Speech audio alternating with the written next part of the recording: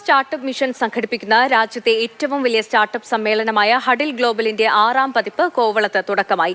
മുഖ്യമന്ത്രി പിണറായി വിജയനാണ് സമ്മേളനം ഉദ്ഘാടനം ചെയ്തത്.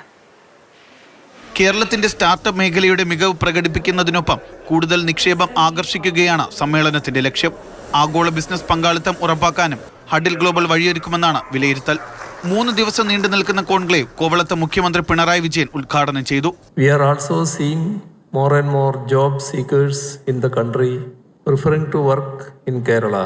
The India Skills Report 2024 noted that Kerala, with its enchanting landscapes and vibrant cultural significance, emerged as the preferred state for job seekers across the country. പുതിയ സാങ്കേതിക വിദ്യയിലൂടെയുള്ള ഉൽപ്പന്നങ്ങളും സേവനങ്ങളും വൻതോതിൽ ലഭ്യമാക്കുന്ന ആഗോള കേന്ദ്രമാക്കി കേരളത്തെ മാറ്റുക എന്നതാണ് ഹഡിൽ ഗ്ലോബലിലൂടെ ലക്ഷ്യം വയ്ക്കുന്നത്. MSME മേഖലയിലെ സംരംഭകർക്ക് ഡിജിറ്റൽ പരിവർത്തനത്തിനുള്ള പ്ലാറ്റ്ഫോം സജ്ജമാക്കും.